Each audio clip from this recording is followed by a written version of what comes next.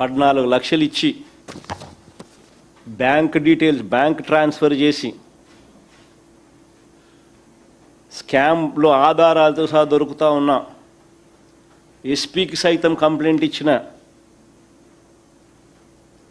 పట్టించుకునే పరిస్థితి లేదు. అంటే డిఎస్సి విషయంలో ఏ కంప్లైంట్ వచ్చినా ఎక్కడివి అక్కడే విచారణ లేకుండానే వదిలేయడం, క్లియర్ కట్గా తండ్రి కొడుకులు ఇద్దరు ఆదేశాలతోనే పోలీసులు ఇంత బరి తెగిస్తూ ఉన్నారనే దానికి నిదర్శనం.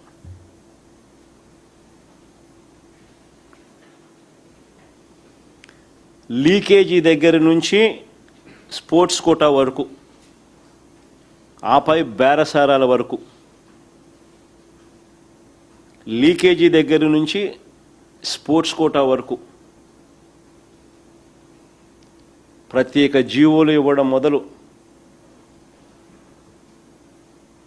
ఆపై బేరసారాల వరకు అన్నీ కూడా సమగ్రంగా పరిశీలించాల్సిన అంశాలు. అవునా కాదా?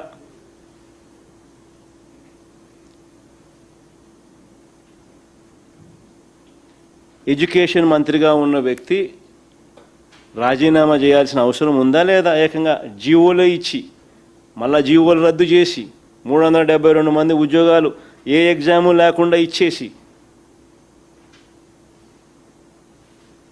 లీకేజీ దగ్గర నుంచి స్పోర్ట్స్ కోటా వరకు ఇచ్చిన జీవోల దాకా, ఆపై బేరసారాల వరకు ఇవన్నీ వ్యవహారాలను కూడా సిబిఐ చేత ఎంక్వైరీ జరగాల. జరిగిన వాటికి బాధ్యత వహిస్తూ లోకేష్ రాజీనామా చేయాలి.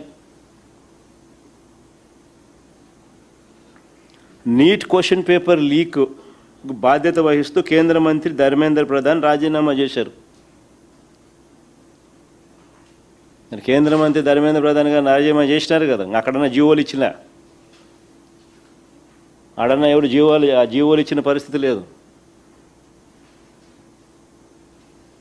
ఉట్టి లీకేజీలే. ఇక్కడ లీకేజీతో పాటు జీవోల ద్వారా ఏ ఎగ్జాము రాయకుండా ఉద్యోగాలు, ఆ తర్వాత బేరసారాలు, ఇన్ని కనిపిస్తూ ఉన్నాయి. మరి ఎన్డీఏలో భాగస్వామిగా ఉన్న చంద్రబాబు నాయుడుకు ఆయన కొడుకు వేరే నీతే? ధర్మేంద్ర ప్రధాన్ గారికి ఒక నీతి, చంద్రబాబు నాయుడు గారు ఆయన కొడుకు ఇంకో నీతి.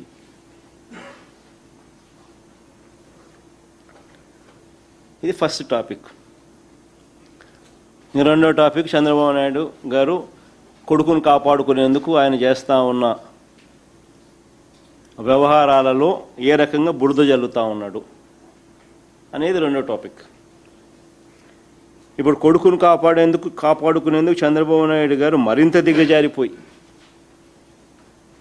2018 అంటే ఆయన ప్రభుత్వం చివరిలో 2018లో ఏపీపీఎస్సీ గ్రూప్ 1 భర్తీపై తప్పుడు ఆరోపణలు చేయడం మొదలెట్టాడు. ఆశ్చర్యం ఏమిటో తెలుసా? చంద్రబాబు నాయుడు చేస్తూ ఉన్న ఈ సోకాల్డ్ ఆరోపణల మీద ఇది 2018లో చంద్రబాబు నాయుడు గారి ప్రభుత్వంలోనే ప్రిలిమ్స్ కూడా అయిపోయినాయి.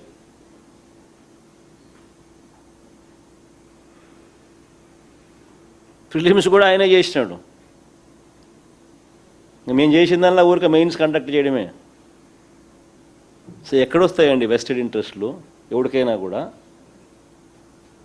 అసలు ఎవడన్నా మాట్లాడేదానికైనా కానీ రీజన్ ఉండాలన్నా, హద్దు పొద్దు ఏదైనా ఉండాలన్నా?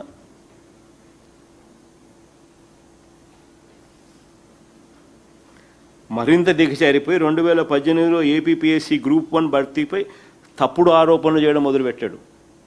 163 మంది ఉన్నత ఉద్యోగుల జీవితాలను అతలాకుతలం చేయాలని చంద్రబాబు నాయుడు గారు టార్గెట్గా తీసుకొని వ్యవహరిస్తూ ఉన్నాడు. దీనికి సంబంధించి కొన్ని విషయాలు చెప్పాలి.